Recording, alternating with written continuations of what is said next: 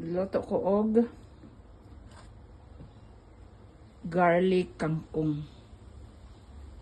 Butter garlic kangkong. Itong nagtuluyan akong karaha ay di na matanggal. Wala na siya diha. Di na hugaw ha. Ang itom kid na atudahan sa kayo ba. Kaya kining danay magdali ta. Makalimot ta. Pwede rin may baligyang kangkong ay.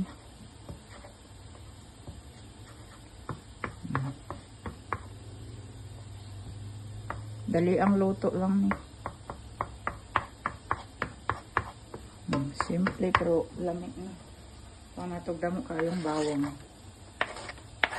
Diba? Oyster sauce o paminta rami akong butang. Wa na'y laing. Diba? Kana. Sunod na ako ng mga steam.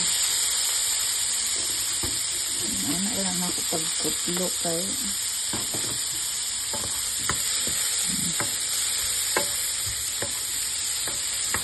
Crunchy style rin.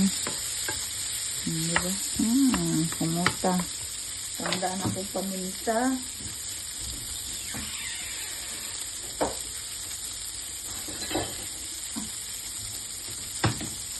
Tandaan ako paminta.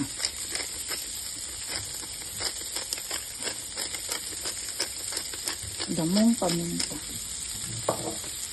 Kusog kaayo ang kayo ano. Tapos halo-haloon.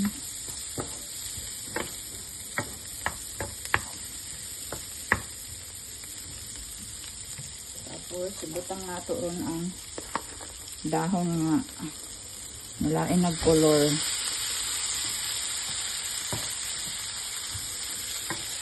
Kaya hastang damo ang namalit sa kangkong. Damo ang namalit gahapon sa kangkong dito.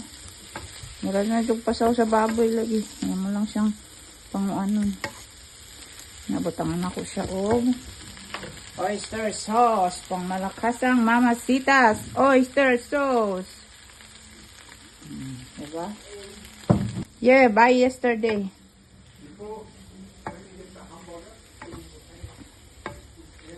Diba? Yan.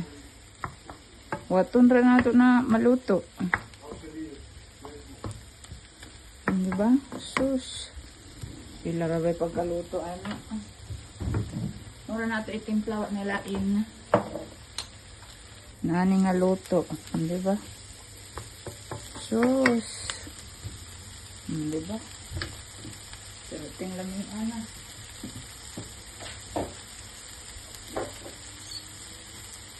Tato na siyang haunin.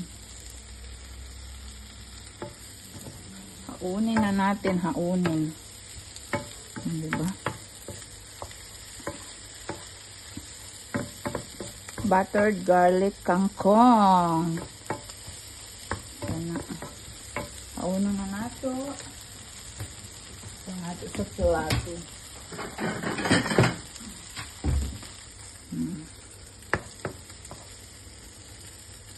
Ay, makinahanglan daghag subak ani. Mahal na kayo mo sa restaurant ni ani kada mo.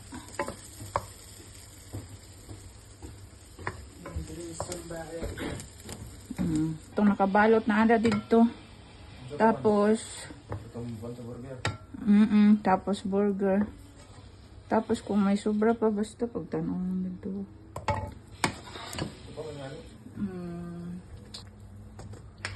Oh, atong sprinkle of garlic. Di ba? Sus. Diyos mio. Supig ka pa nagkaon sa mahalong restaurant to. Yay, mga unta.